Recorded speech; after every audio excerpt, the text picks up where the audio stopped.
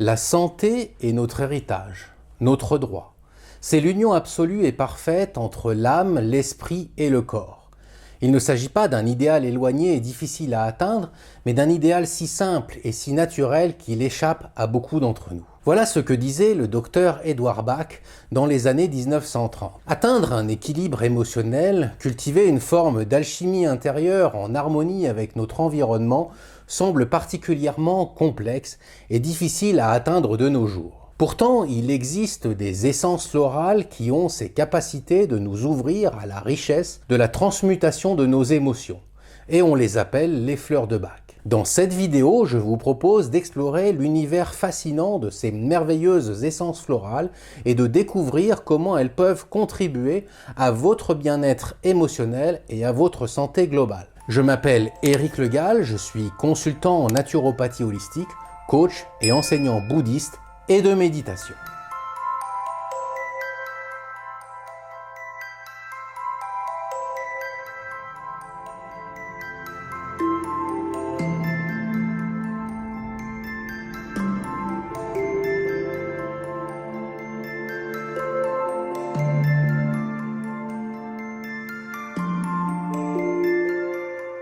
Le principe des fleurs de Bach remonte en fait à la nuit des temps. Autrefois, les druides celtes laissaient des écuelles se charger de l'eau de la rosée du matin au soleil levant. Cette eau avait pour eux la capacité de capter ce qu'ils appelaient l'essence cosmique de la journée, basée sur l'énergie d'un lieu et la position des astres à ce moment-là. Ils étaient persuadés que les forces telluriques, cosmiques et environnementales du moment étaient captées par cette eau qu'ils utilisaient ensuite pour produire leurs remèdes. De même, de nombreuses cultures ancestrales utilisaient les vertus des plantes pour leur action sur l'homme au niveau subtil. Ces cultures ne considéraient pas les plantes comme des principes moléculaires, mais comme une entité vivante, sensible, dotée de qualités propres.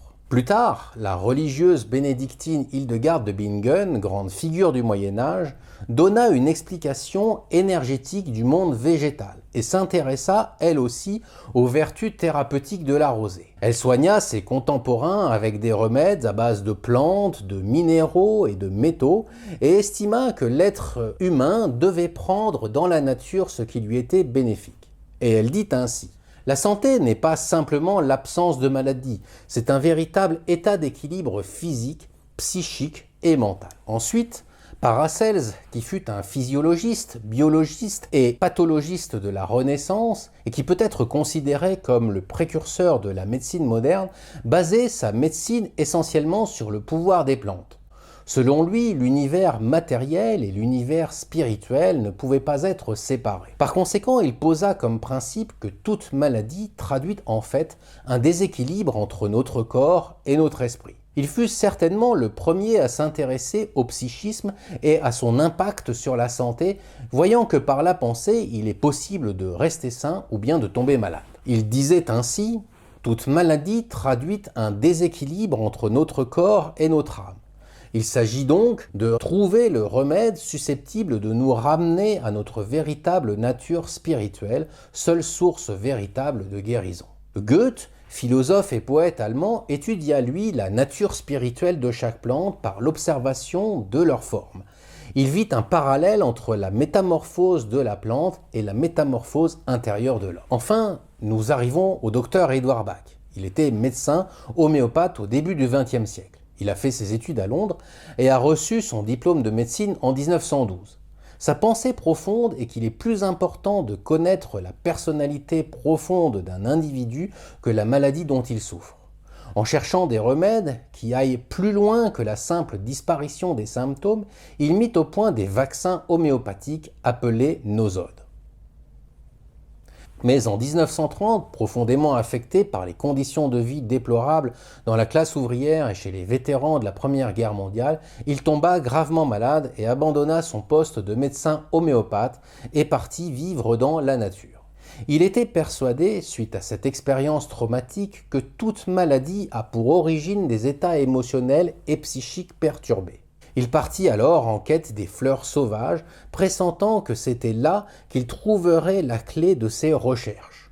En marchant, en arpentant assidûment les prairies, il pressentit l'apport subtil des plantes sur son psychisme et son équilibre intérieur.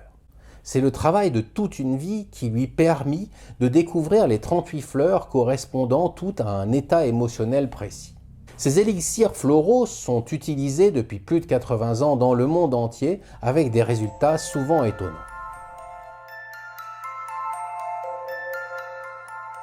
Il existe donc 38 fleurs découvertes par Bach, chacune ayant des propriétés émotionnelles spécifiques. Il les a classées en 7 familles et son idée est de traiter l'être humain dans sa globalité. La première famille est celle des peurs et de l'insécurité. Ces fleurs et plantes vont agir sur tous nos sentiments de peur, définis ou indéfinis, et dans une grande variété de réactions que nous avons à ces peurs. Si l'on prend par exemple Aspen, ou le tremble en français, son aspect est celui d'un pistil qui tremble au vent, et on l'utilise pour les peurs devant l'inconnu. On voit bien ici le lien entre l'aspect symbolique de la plante et ce qu'elle va aider à apaiser, à transmuter. La deuxième famille est celle du doute et de l'incertitude. Ces fleurs vont agir sur tous nos moments de doute, tous les moments où l'on est incertain. Si l'on prend par exemple la scléranthus, c'est une petite plante qui pousse au ras du sol sur des terrains sablonneux et instables et qui réussit à s'y épanouir. On va donc utiliser cette force pour prendre des décisions quand notre situation est instable. La troisième famille est celle du manque d'intérêt pour le moment présent. Ces fleurs vont agir sur tous les états qui nous font fuir notre réalité, nos états du moment, pour nous réfugier dans un ailleurs. Si on prend par exemple la clématite, elle s'accroche à un arbre solide qui va lui permettre de croître et de s'épanouir. Elle s'ancre sur un tronc solide et s'élance vers le ciel. On pourra l'utiliser pour se réancrer à la réalité, retrouver un lien fort avec notre présent. La quatrième famille est celle de la solitude. Mais il s'agit en fait des fleurs qui vont agir sur tous les états qui font que l'on préfère être seul qu'en lien avec les autres ou avec notre environnement.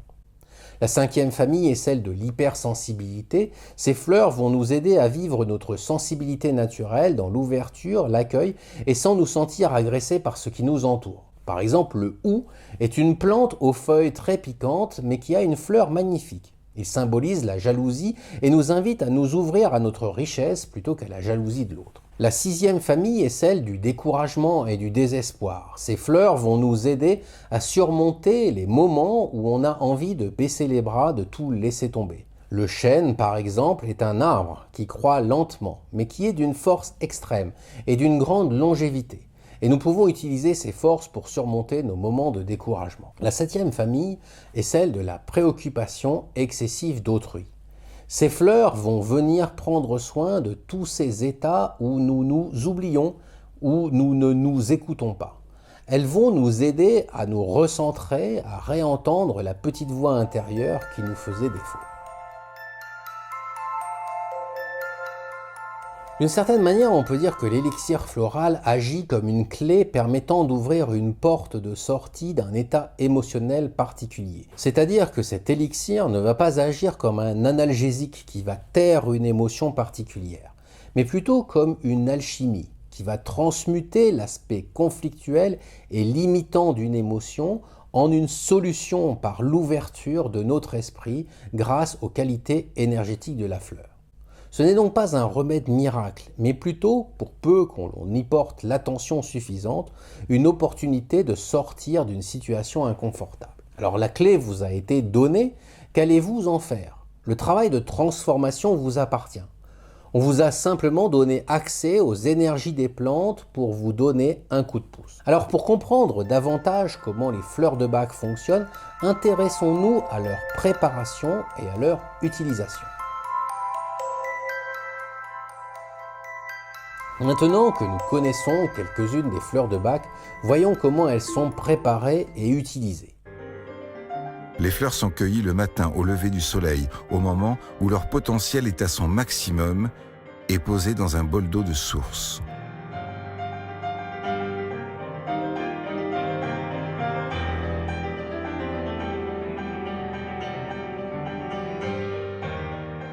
Ça, c'est un crêpe-apple. Donc un pommier sauvage qui est utilisé aussi pour la crème des remèdes des écours. Je vais vous montrer comment on fait une un élixir selon la méthode originale des fleurs des parcs avec la solarisation. Il faut cueillir les feuilles sans les toucher avec ses mains, éviter les contacts directs. Hop. Voilà.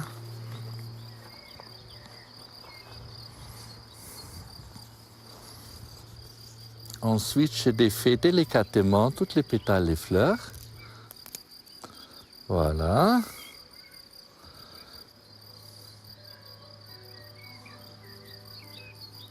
Une fois que j'ai déposé les fleurs dans mon bol, je remue avec un bâton de la même espèce de l'arbre que chaque pétale des fleurs est en contact avec de l'eau.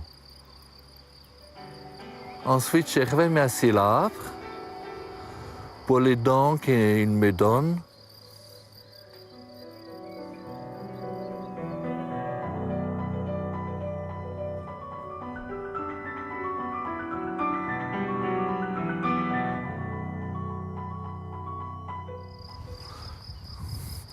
Une fois que la préparation est finie, je l'expose au soleil pendant plusieurs heures.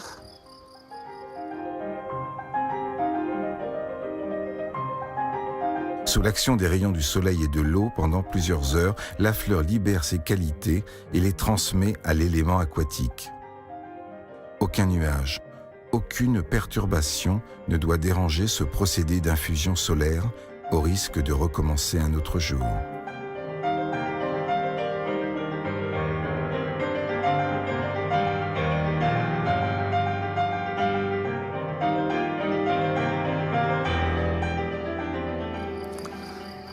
Après plusieurs heures de solarisation, je procède à la filtration. Je prends une bouteille vide.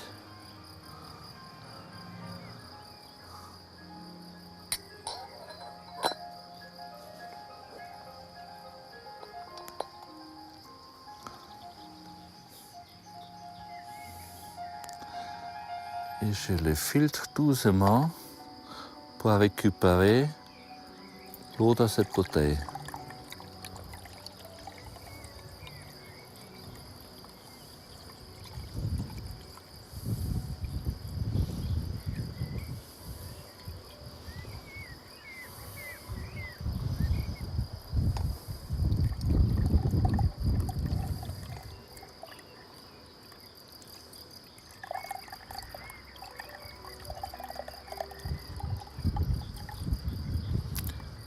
Voilà, mon élixir est prêt.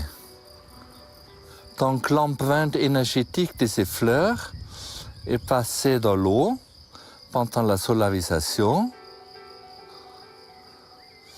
qui doit être stabilisée avec du cognac biologique de qualité Déméter pour simplement permettre cette empreinte qui se trouve dans l'eau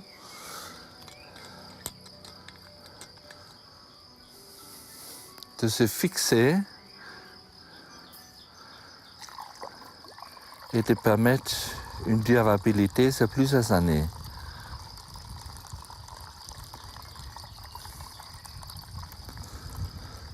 Donc on met une part de l'élixir mère fait avec l'eau des sources, une part de cognac biologique de meilleure qualité,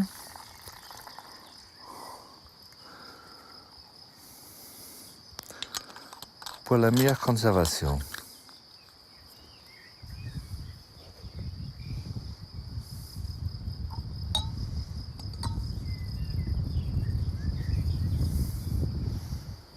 Une fois réunie l'empreinte de la plante avec l'eau et du cognac,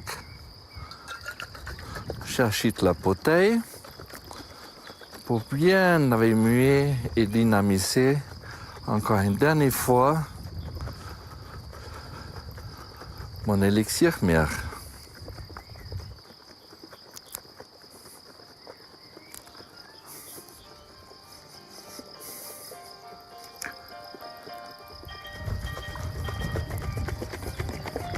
Toutes ces manipulations sont effectuées manuellement, selon l'esprit du Dr Bach, pour éviter toute pollution par des procédés industriels et électromagnétiques. Cela assure ainsi une action dynamique et énergétique pour satisfaire les thérapeutes les plus exigeants.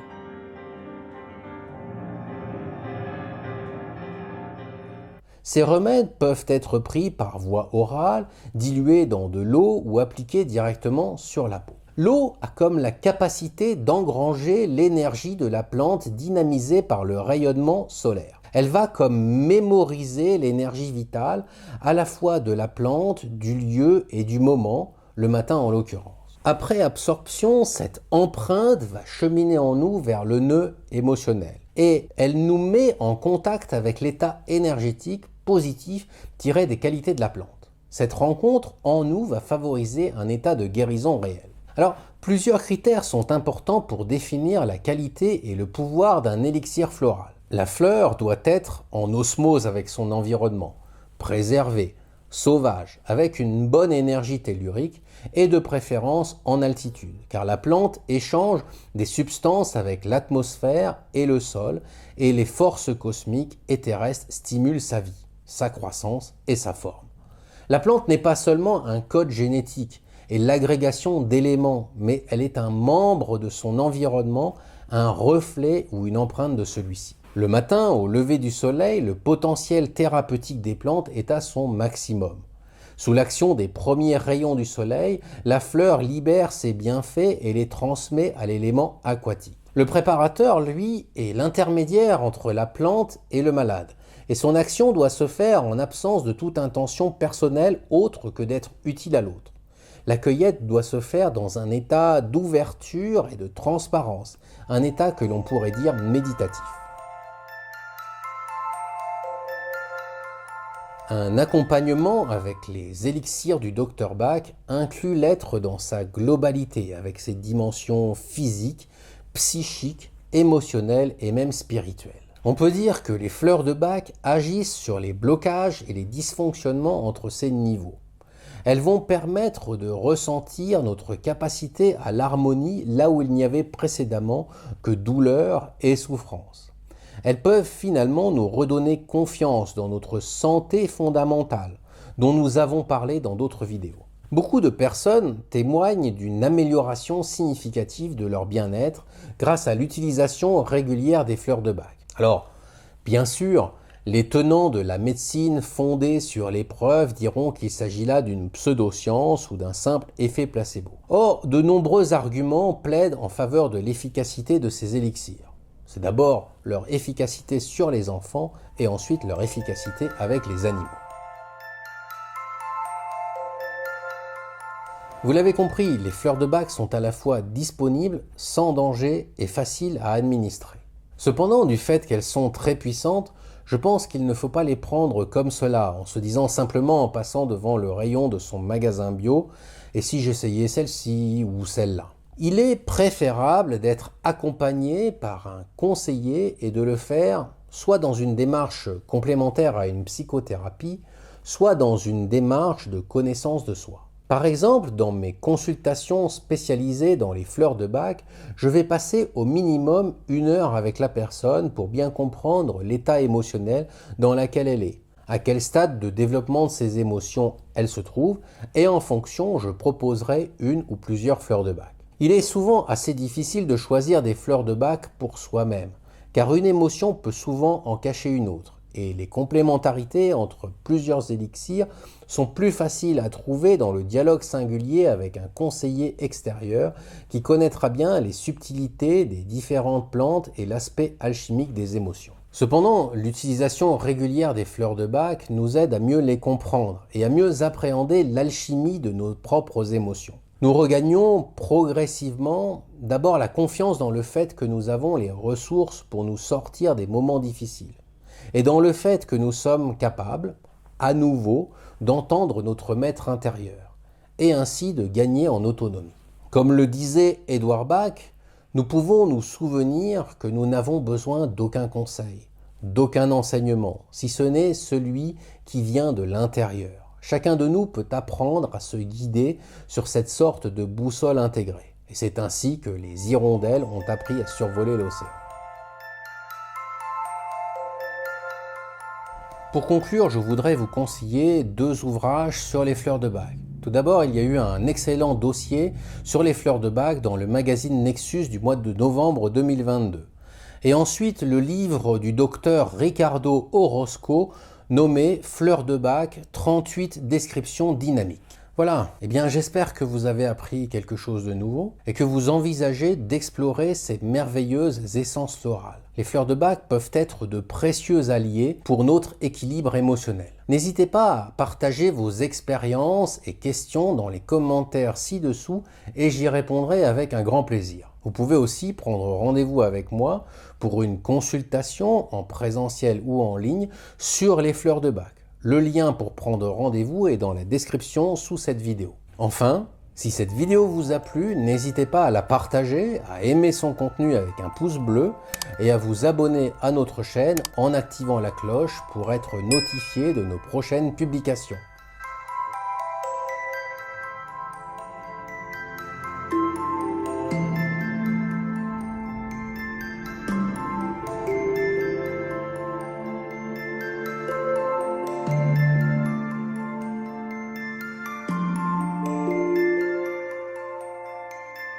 Thank you.